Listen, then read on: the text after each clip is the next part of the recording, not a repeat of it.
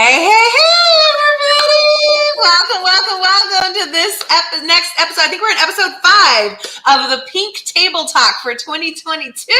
So excited. This is networking time. If you're an entrepreneur, you've got an Etsy, some type of business, a website, go ahead and drop that in the comments with a link, a hyperlink to your site, so that way we can make sure this is a chance for you to pass around your digital business card. So if you are in the house, go ahead and say hi. Hey, Martina. We've got Louisiana in the house. We've got the West Coast in the house. Good evening, Demetriana. So excited. Make sure that you give StreamYard permission to see your name, because otherwise it'll say Facebook user or YouTube user and we won't be able to see who you are. And we want to make sure that you get comments. We've got fun giveaways today that we're going to be doing throughout the event. Hello, Roseanne. So good to see you. Well, I've got my girlfriend, Amber Villegas. You know you're still saved on my phone as Hernandez, right? Because we've been friends now. I think it's been more than 12 years, 13 years. Melissa was pregnant, so I think it's been over 13 years, 14 years maybe. It's been a while. So I'm so excited to introduce you guys to my friend Amber. I asked her to get on because she is kind of famous in Mary Kay. So she is a mama. I knew her before she was even married, before she was even engaged, then engaged, married, a mama. I love, she has a gorgeous home here in Los Angeles. So beautiful. My boys and I very much enjoy your pool whenever we get a chance to go over. So she actually started Mary Kay when she was in high school. And I'm going to brag on you for a minute. So actually the first time I got to be in your space was at that bridal fair in Beverly Hills. And you were so shy and so quiet. I think you said 3 words to me the entire 4 hours. And I was like, this is the Amber that we've heard about. She actually holds the record still in California for the youngest person ever to earn a pink Cadillac at 19. You were 19, right? 20 years old when she earned her first pink Cadillac in Mary Kay. And you started your business in high school. So my first question of the day, because we get to do 3 questions. So my first question of the evening is, as a high schooler, because most of us are not being very smart in high school, we're not thinking that far ahead. What made you decide to become an entrepreneur in high school? Like, that's crazy to me. I would have never, ever thought that thought. So what made you say yes? What was like, where was your head at that point? So I was actually a couple of days out of high school. I had just graduated. I want to say not even a full week out of high school. I went to a Mary Kay party. I fell in love with the product. I didn't want to sell. I didn't want to do any of that stuff. I just wanted it for personal use. But I truly, truly fell in love with the business, the opportunity, and everything that came with it. Wow. Okay. So if there are other people out there just graduate high school, about to go to college, would you say that it was worth it? What is like going out on a crazy idea, not going the traditional route? Would you say it was worth it for him? It definitely is. It definitely was. I was getting off. I got to work my own hours. I mean, and I was going to school. I didn't have to go and clock in somewhere. I could still work around my full-time schedule as a freshman in university. It was definitely worth it. It was a lot of fun, and it was my way of getting to know people. Like Bree said, I was super shy. So that was my way of kind of like breaking out of that and out of my comfort zone, definitely, and meeting new people and building new friendships. Because, when you go out of high school, like you lose touch with friends. Everyone kind of parts their ways. So that was my way of making new friends too. And that was before social media, so we definitely lost touch with people back then. Well, there was social media. There's MySpace, but it wasn't as cool as it is now. There was Facebook too, but it's not like now. Yes, that's true. Facebook was very different in the beginning. All right, so my second question is, just being your friend, I know you've suffered a lot of loss. You've had a lot of cancer in your family, dealt with a lot of loss and challenges. even with your own health and different things. So our customer base is full of, we all have stuff going on. I mean, who has not come out of this pandemic without stuff going on in their life and loss?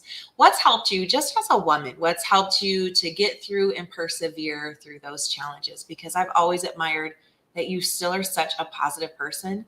If I didn't know you well, I wouldn't even know you were going through things that you've gone through. So what's helped you maintain that positive spirit and your gratitude?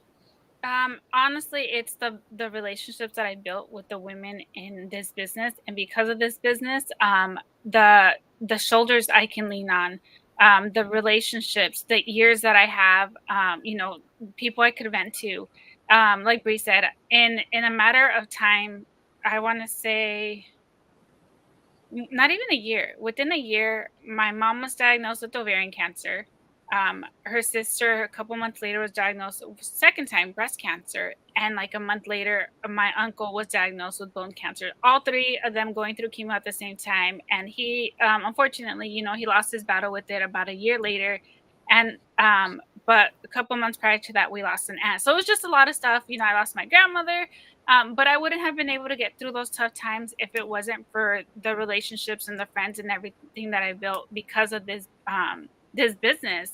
Um, the support, when I wasn't able to be there for my people and my customers, I had my friends that are like, "Hey, what can I do? What do you need from me? Oh, who do I contact? Who do I talk to? Whatever you need, just let me know." And at a regular job, like, you don't get that. Okay, you get your 3 days off when you lose someone, and that's it. You got to go back to work. And not here.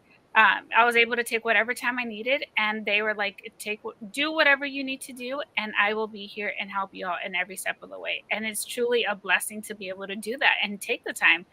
Like you said, my own personal health stuff. And I know I'm not the only one. I had, in a matter of a year, I had 3 miscarriages, and in a normal job, like, you don't get the time to recover and heal or any of that stuff. You take your day off and you got to go back to work. And I was able, same thing, take the time off to be able to get my head in the right space and take care of myself. Mm-hmm, mm-hmm. So having a good supportive tribe around you helps. And you have the cutest little girl. Oh my God. She's like the little fashionista. But did we ever doubt that? Like, anybody who knows you knew that you were going to have a fashionista for a daughter. Like, we just knew. If you guys do not follow Amber on Instagram, make sure that you do, because just to see how cute she dresses her little girl. She's like a little baby model. She's an Insta baby model. All right. So my last question, because you do have your family now. When you started, you didn't have a husband. You didn't have a daughter. Now you've got, how is she 4 now? How old is she? She turned 4 in December. Yeah. She did. Okay. So she turned just her 4. You're a wife. You're a mama.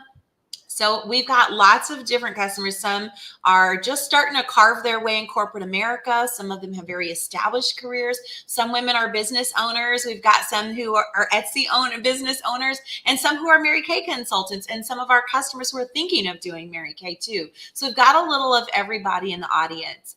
What advice do you have for these women? And maybe it's a college student who's juggling college and working, or juggling college and starting a business. What advice do you have for them to keep their balance and to enjoy the journey along the way as they're juggling all the things?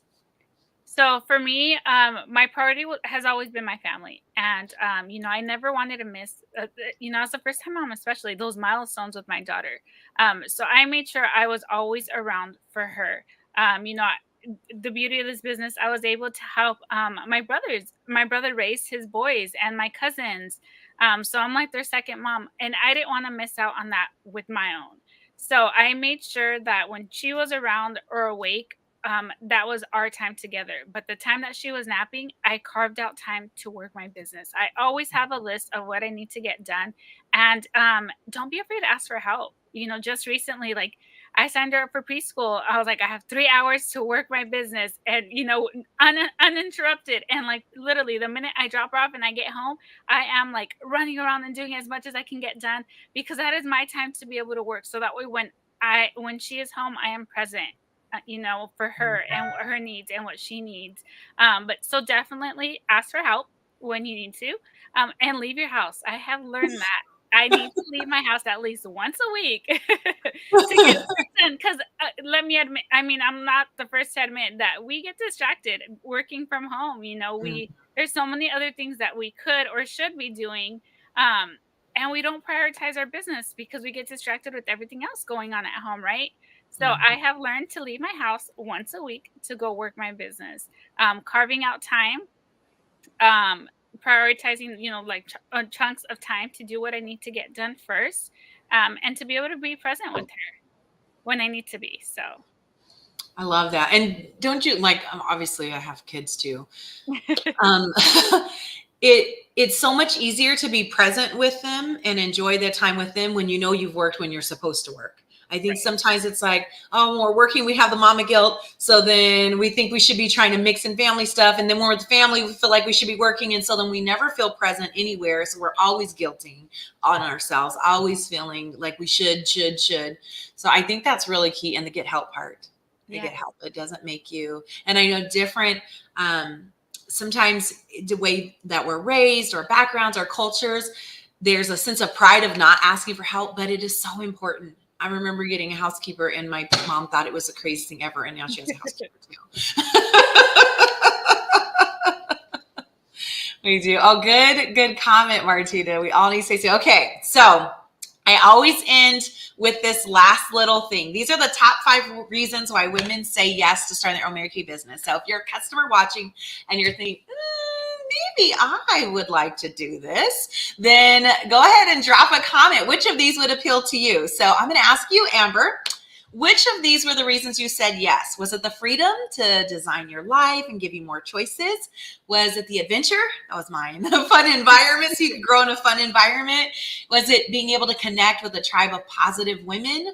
The security of being part of a legacy company, a solid plan with solid income, or being able to advance and move up as quick as you want? Which one was your reason to say yes? My reason was definitely freedom. It was always for my future family, my future kids. What I did then was so that way I had that freedom to be able to be there with them. So it was definitely that. Freedom. I find that is a big reason for most people is the freedom, the part where we're like, how can I give myself as much flexibility, as much options, but not be broke? Like, I still want the money. I used to always say, when I was looking into something and I started Mary Kay, it was because it was like, I want to be home with my son so that way I have time to spend with him. But I also want money to spend while I'm home with him. So I either can have money and no time, or time and no money, and in comes this, right? So you are so smart for starting a business before the family, for starting the business when people probably thought you were crazy. Like back then we still had the old lady cars.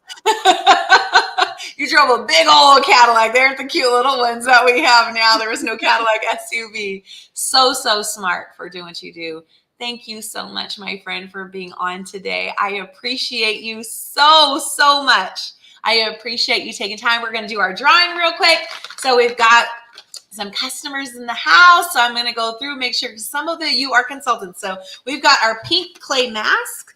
I love this. Haven't you noticed you can smell it through the box? I love it. I'm going to have to check that. I have them on the highest shelf in my studio here because I'm going to walk by and smell them. They have plumerium. They're so good. So good. So our winner tonight is Joyce Woo! She's actually been on, I think, almost every single Pink Table Talk that we've had. So I'm super excited. I got to get the pom-poms out for you, Joyce. Yay! She is one of my clients, and we have so much fun. I think we have a date every month. She's done, I think the only thing we haven't done is the pedicure party. We've done all the different pamper packs. So if you want to grab a pamper pack from your consultant, you want to try it kit to try our skincare or play in some makeup or get a mani-pedi set, or one of our multi-masking sets, make sure that you text your consultant, let her know that you were on. She may have a little gift for you just for being on, even if you're watching the replay. If you're watching the replay, put hashtag replay in the box, and we'll make sure that we get you one of those kits too. You can put down what type of Pamper kit you would like your consultant to send to you, and we'll see you in a couple weeks on our next Pink Table Talk. Thanks, guys. Congratulations, Joyce. Congratulations. Good evening, good evening, good evening. Bye-bye.